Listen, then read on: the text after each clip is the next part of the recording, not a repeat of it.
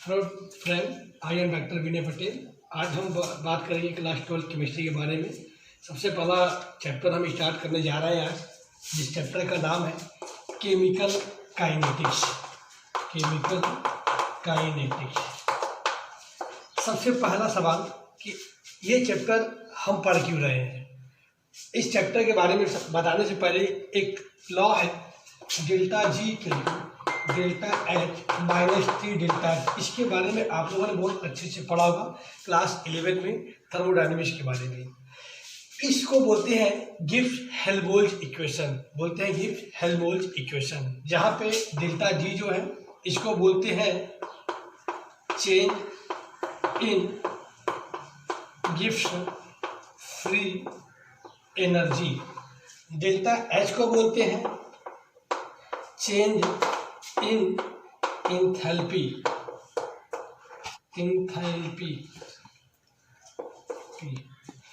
T है absolute temperature. और जो डेल्टा एस है इसको बोलते हैं चेंज इन एंट्रोपी। क्या बोलते हैं? Change in entropy. सवाल ये उठा कि सर आपने ये इक्वेशन लिखा क्यों? तो इस इक्वेशन को लिखने के पीछे मकसद क्या था? ये इक्वेशन से ये पता लगता है रिएक्शन की फिजिबिलिटी। फिजिबिलिटी कहने का मतलब कि कोई रिएक्टेंट है वो प्रोडक्ट में कन्वर्ट होगा कि नहीं होगा। इस बात को बताने के लिए हम गिब्स हेल्महोल्ट्ज इक्वेशन को देखते हैं। इस इक्वेशन से ये पता लगता है कि अगर किसी इक्वेशन के लिए डेल्टा जी की वैल्यू अगर निगेटिव हो गई तो ये रिएक्शन होता है स्पॉन्टेनियस। कैसा होता है भैया? स्पॉन्टेनियस। अगर डेल्टा जी की वैल्यू अगर कहीं पॉजिटिव होती है तो वो रिएक्शन होता है नॉन स्पॉन्टेनियस। और डेल्टा जी की वैल्यू अगर कहीं जीरो होती है तो वो रिएक्शन होता है इक्विलिब्रियम का। तो थर्मोडायनेमिक्स से ये पता तो लग जाता है कि कोई रिएक्शन की फिजिबिलिटी होनी है या नहीं होनी है। इस बात के लिए हम इस इक्वेशन के बारे में जानते हैं। अब सवाल उठा कि हम पढ़ रहे हैं केमिकल काइनेटिक्स, तो इस चैप्टर को के लिए अगर बात किया जाए तो इससे क्या पता लगता है?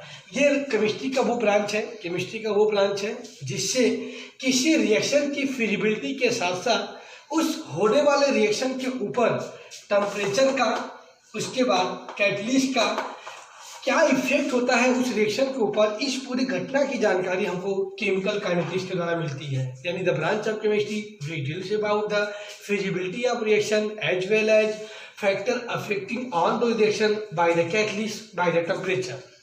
The branch of chemistry which deals about the feasibility of reaction as well as the factor impacting on the chemical equation by the temperature and the catalyst. यानी केमिस्ट्री का ये वो ब्रांच है जो रिएक्शन के फिजिबिलिटी का मतलब होता है होना, इसके साथ साथ उस पर कौन कौन से ऐसे फैक्टर है जो उसको इम्पैक्ट करते हैं, इस पूरी घटना की जानकारी हमको केमिकल काइनेटिक्स के थ्रू मिलता है। इसीलिए इस चैप्टर के बारे में पढ़ते हैं।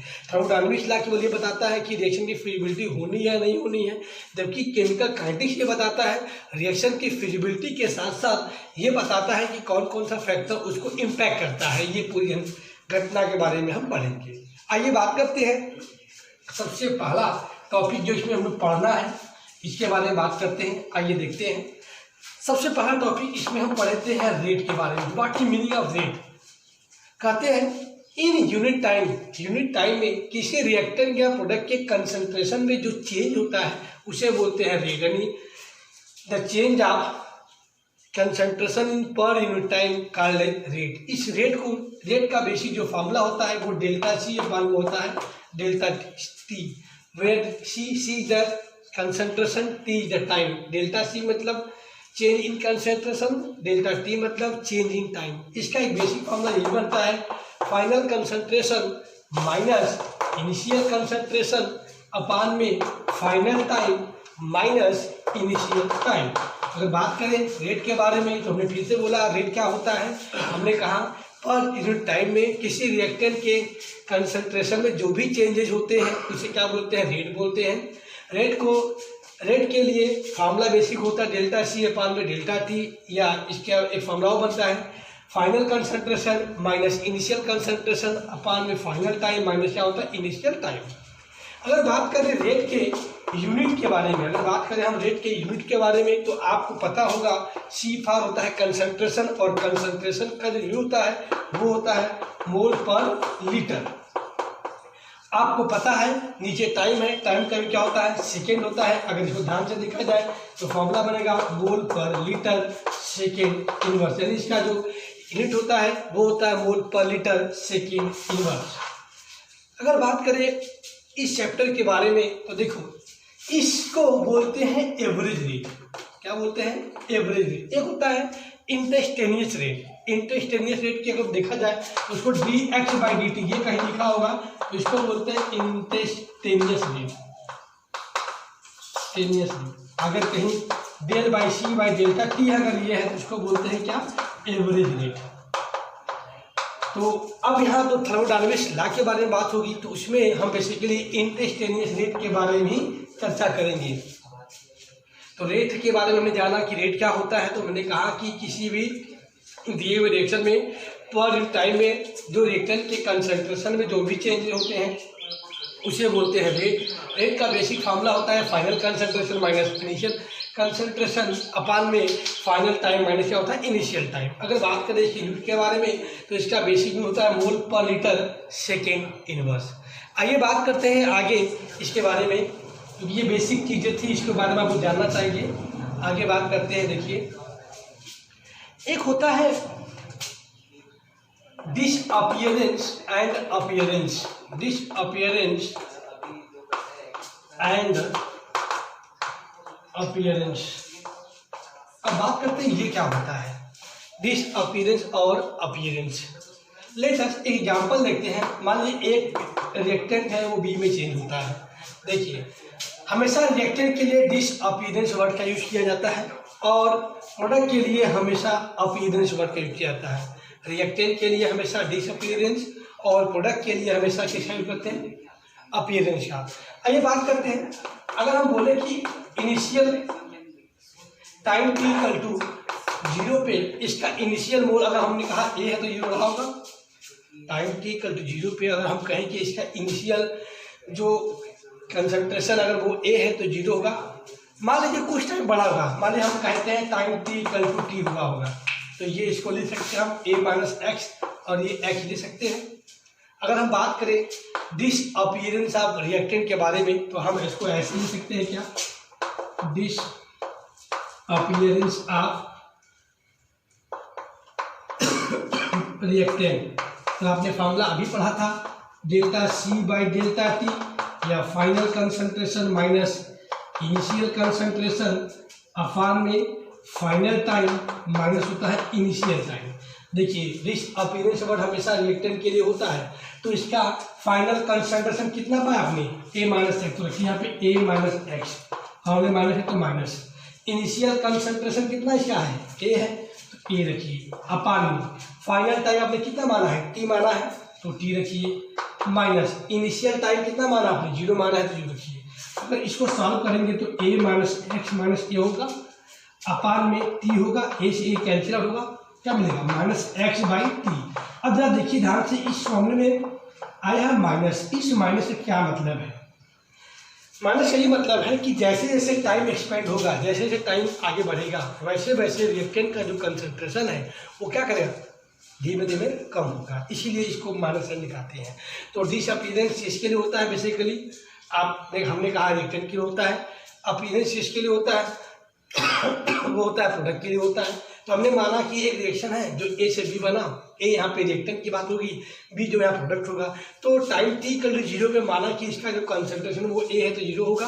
कुछ टाइम एक्सपेंड किया होगा, मान लीजिए टाइम t रहा होगा तो ये a माइनस एक्स होगा, ये x होगा। हमने अभी बताया कि अगर डिसअपीयरेंस जब होता है तो हमेशा रिएक्टेंट के लिए लिखते हैं। तो फार्मूला ΔC/ΔT आपने देखा होगा, इसको रेट बोलते हैं। तो इसके बारे में बताया था कि final concentration minus initial concentration upon में फाइनल टाइम माइनस क्या होता है? Initial time. तो आपने देखा फाइनल कंसंट्रेशन कितना था? a माइनस एक्स है। इनिशियल कंसंट्रेशन आप देखा कितना भैया? a है तो आपने रखा a माइनस एक्स, फार्मूले माइनस था तो a रखा। आपने देखा फाइनल टाइम कितना है? t है तो आपने फाइनल टाइम t देखा। फिर आपने देखा इनिशियल टाइम कितना है तो आपने कहा 0 रखा। तो इसको फार्मूले को अगर सॉल्व करके देखा जाए तो ये फार्मूला ऐसा बनेगा और उसके बाद फिर इसको सॉल्व किया तो यहाँ पे एक टर्म आया है माइनस। हमने कहा कि माइनस का मतलब क्या है, तो इसमें हमने बताया कि माइनस का मतलब ये होता है कि जैसे जैसे टाइम एक्सपेंड होता जाएगा वैसे वैसे क्या होगा? इसका रिएक्टेंट का कंसंट्रेशन घटता जाएगा। आइए बात करते हैं अपीयरेंस ऑफ प्रोडक्ट के बारे में। ये बात किसके बारे में थी? दिस अपीयरेंस ऑफ किसके थी? रिएक्टेंट। अब बात करते हैं अपीयरेंस ऑफ प्रोडक्ट के बारे में। देखिए क्या होता है।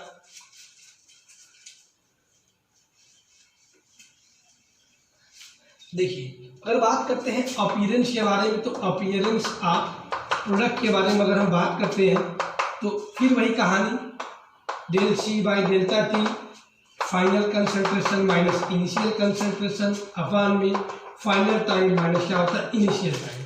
तो आपने देखा प्रोडक्ट के लिए फाइनल कंसंट्रेशन कितना आपने माना है? एक्स माना है, एक्स फाइनल माइनस तो माइनस। इनिशियल कंसंट्रेशन कितना माना आपने प्रोडक्ट के लिए? 0 माना है, 0 होगा अपॉन में फाइनल टाइम आपने कितना माना है? टी माना है, तो आपने टी रखा, माइनस था तो माइनस। इनिशियल टाइम आपने कितना माना है? 0 माना है, तो फॉर्मूला आएगा एक्स बाई टी। देखिए इस एक्स बाई टी था और इसमें क्या था? माइनस एक्स बाई टी, यानी जो दिस अपीयरेंस के लिए माइनस एक्स बाई टी आया और अपीयरेंस के लिए क्या आया? Plus x by T. अब दोनों मतलब क्या आएगा? मतलब ये निकला कि जैसे जैसे टाइम एक्सपेंड होता जाएगा वैसे वैसे रिएक्टेंट का जो कंसंट्रेशन वो घटेगा, जबकि प्रोडक्ट का कंसंट्रेशन क्या करेगा? बढ़ेगा। तो यही कहानी होता है दिस अपीयरेंस और अपीयरेंस के बारे में। कोई चीज को डाउट तो पूछेगा। पहला टॉपिक हमने पढ़ा है अभी रेट के बारे में। तो हमने रेट के बारे में एक फॉर्मूला लिखा था, डेल्टा सी अपॉन में डेल्टा टी। रेट क्या होता है? फॉर यूनिट टाइम में किसी रिएक्टेंट या प्रोडक्ट के कंसंट्रेशन जो चेंजेज होता है उसे बोलते हैं रेट। फॉर्मूला था delta C upon delta T, या फॉर इस फॉर्मूले को फिर से हमें चेंज किया था, final concentration minus initial concentration upon में फाइनल टाइम माइनस था इनिशियल टाइम। उसके बाद हमने नेक्स्ट टॉपिक पढ़ा था अभी पीछे, डिस अपीयरेंस और अपीयरेंस। तो उसमें फॉर्मूला आया था माइनस एक्स बाई टी और एक्स बाई टी। ये था, इस माइनस साइन का मतलब ये हमेशा डिस अपीयरेंस के लिए चलता है और ये हमेशा चलता है किसके लिए भैया? अपीयरेंस के लिए। डिस अपीयरेंस का मतलब ये हुआ कि जैसे जैसे टाइम एक्सपेंड होगा वैसे वैसे रिएक्टेंट का जो कंसंट्रेशन है वो घटता जाएगा। इस पॉजिटिव साइन का मतलब ये हुआ कि जैसे जैसे टाइम बढ़ेगा वैसे वैसे इस प्रोडक्ट का जो कंसंट्रेशन वो बढ़ेगा। अब बात करते हैं नेक्स्ट टॉपिक के बारे में। इन दोनों टॉपिक का जो रिलेशन है वो नेक्स्ट टॉपिक के हैं, और तीनों अगर टॉपिक का पार क्लियर होता है तो इससे आपको अच्छी न्यूमेरिकल प्रॉब्लम सॉल्व की जा सकते हैं। या देखिए नेक्स्ट टॉपिक है जो बड़ा इंपॉर्टेंट है, बहुत ही इंटरेस्टिंग है। इसको बोलते हैं रेट ऑफ रिएक्शन। ये बहुत इंपॉर्टेंट है, इसको लिखना आना चाहिए आपको। कैसे रेट ऑफ रिएक्शन लिखते हैं? आपका नाम होता है रेट ऑफ रिएक्शन। सपोज करिए, मान लीजिए कोई एक इक्वेशन लिखा हमने, मान लीजिए एक इक्वेशन में लिखा एक बी, ये एक इक्वेशन हमने लिखा और इस इक्वेशन को देगा और बोलेगा कि इसका रेट ऑफ रिएक्शन लिख कर बताइए। तो देखिए कैसे लिखते हैं जरा। आपको पता है कि ये दोनों रिएक्टेंट है और ये दोनों क्या है? प्रोडक्ट है। आपको मैंने पीछे ही बताया था रिएक्टेंट के लिए हमेशा डिस अपीयरेंस का यूज करते हैं और इसके लिए हमेशा किसका यूज करते हैं? अपीयरेंस का। देखिए तो रेट ऑफ रिएक्शन बराबर रिएक्टेंट लिखना है minus D A upon D T लिख सकते हैं। व्हाट इज, ये जो सिंबल होता है ये दिखाता है कंसंट्रेशन को। ये ए क्या है? रिएक्टेंट है। ये टी क्या है? टाइम है। तो ये आपका जो लिखा गया है ये क्या लिखा गया है? छोड़िए में ये आपका इंस्टेंटेनियस रेट लिखा गया है। माइनस साइन क्यों लगाया? क्योंकि ये क्या है? आपका रिएक्टेंट है। हमने कहा था कि रिएक्टेंट के लिए हमेशा डिस अपीयरेंस को दिखाते हैं, इसलिए दिखा दिया। अब देखिए जो आगे ये स्टोइकियोमेट्रिक कोएफिशिएंट होता है, इसको बोलते हैं स्टोइकियोमेट्रिक कोएफिशिएंट। ये जो होता है इसको डिवाइड कर दीजिए। ये इस पर्टिकुलर रिएक्टेंट के लिए रेट ऑफ रिएक्शन लिखा गया है। फिर सुन लीजिए कैसे लिखा गया। तो मैंने कहा कि सबसे पहले कंसंट्रेशन ऑफ ए अपॉन में डी टी, ये क्या हुआ? ये हुआ आपका रेट। ये कौन सा रेट लिखा गया? This instantaneous rate. अब देखिए ये ए है रिएक्टेंट, ये सिंबल बड़ा बड़ा जानते होंगे, इसको कंसंट्रेशन दिखाते हैं। ये टी क्या है? टाइम है। इस तरह का जो भी सिंबल इसको बोलते हैं डिफरेंशियल फॉर्म में। यह है इंस्टेंटेनियस रेट। अब सुनिए, चूंकि रिएक्टेंट है, रिएक्टेंट के लिए हमेशा डिस अपीयरेंस टर्म का यूज करते हैं, इसलिए क्या लगाते हैं? माइनस। इतनी बात हो गई। इसका डिसअपीयरेंस लिख लिया। अब हमको रेट ऑफ रिएक्शन लिखना होता है तो कुछ नहीं करना होता है, जो ये रिएक्टेंट जो ये कॉपी जो स्टोइकियोमेट्रिक कोफिशिएंट होता है इसी क्या करते हैं डिवाइड कर देते हैं। ये इस पर्टिकुलर का आपने लिखा रेट ऑफ रिएक्शन। अब अगले वाले का अगर लिखना हो तो फॉर्मूला बनता है इक्वल टू फिर वही काम कंसंट्रेशन ऑफ बी अपान में dt, फिर लगा देंगे माइनस साइन क्योंकि अभी भी क्या है ये रिएक्टेंट है। अब उसके बाद जो आगे स्टोइकियोमेट्री है उसे क्या करेंगे हम डिवाइड कर देंगे। ये इस पर्टिकुलर का रेट ऑफ रिएक्शन लिखा गया। अब चलिए दोनों ही रिएक्टेंट था इसलिए लगाया माइनस माइनस साइन। अब बात करते हैं ये लिखा है भाई आपका 1 अपान में स्मॉल b। अब आपका है प्रोडक्ट तो इक्वल टू प्रोडक्ट कैसे लिखेंगे तो देखिए फिर वही काम कंसंट्रेशन ऑफ C अपान में क्या dt, फिर ये स्टोइकियोमेट्री कोफिशिएंट है 1 बाई स्मॉल c, फिर ये है आपका प्रोडक्ट है तो फिर वही कहानी d अपान में dt जो स्टोइकियोमेट्री से डिवाइड करेगी। ये इस पर्टिकुलर रिएक्शन का रेट ऑफ रिएक्शन लिखा गया। फिर सुनिए क्या किया गया, इन दोनों के लिए हमेशा डिसअपीयरेंस का यूज करते हैं और इसके लिए हमेशा यूज करते हैं किसका अपीयरेंस के लिए। तो लिखने का तरीका होता है तो इसको मेरा डिफरेंशियल फॉर्म में लिखा जाता है। तो हमने कहा सबसे पहले D A upon D T, ये ए क्या है रिएक्टेंट है, ये बड़ा वाला ब्रैकेट क्या है इसको बोलते हैं कंसंट्रेशन, ये डी क्या है डिफरेंशियल फॉर्म है। माइनस साइन क्यों लगाया क्योंकि ये रिएक्टेंट है और रिएक्टेंट का डिसअपीयरेंस टर्म लगता है और डिसअपीयरेंस में हमेशा माइनस साइन लगाते हैं। और उसके बाद लास्ट में क्या करते हैं जो स्टोइकियोमेट्रिक कोफिशिएंट उसे डिवाइड कर देते हैं। फिर वही सेम कहानी इसके साथ हुआ, ये दोनों रिएक्टेंट था इसलिए लगा माइनस साइन। अब ये दोनों आपका प्रोडक्ट है जिसके वजह से लगाता है प्लस साइन। ये इस तरीके का रेट ऑफ रिएक्शन लिखा गया। चलिए इसका एप्लीकेशन देखते हैं। ऐसा सपोज करिए एक रिएक्शन मैं लिखा, मान लीजिए लिखा N2 plus 3H2 gives out 2NH3। मान लीजिए ये इक्वेशन है। अब इस इक्वेशन का बोलेगा आपको रेट ऑफ रिएक्शन लिख के दिखाओ। तो देखिए क्या करेंगे, ये मान लीजिएगा सब गैसियस फॉर्म में ही है। तो देखिए कैसे लिखेंगे, रेट ऑफ रिएक्शन बराबर फिर वही कहानी माइनस साइन क्यों लगाएं क्योंकि ये रिएक्टेंट है। फिर कंसंट्रेशन ऑफ N2 अपान में क्या हुआ dt हो गया। ये नाइट्रोजन का कंसंट्रेशन टाइम ये क्या लिखा गया डिसअपीयरेंस हुआ। अब चूंकि आगे इसके 1 है तो अगर डिवाइड भी करेंगे तो कोई मतलब नहीं रहा।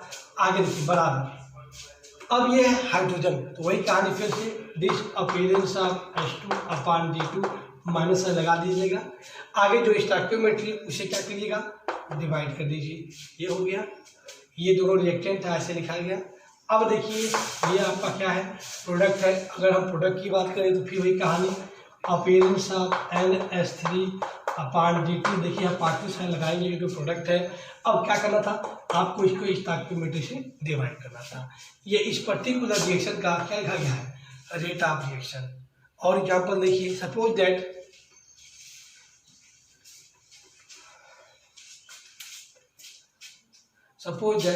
मान लीजिए 2A प्लस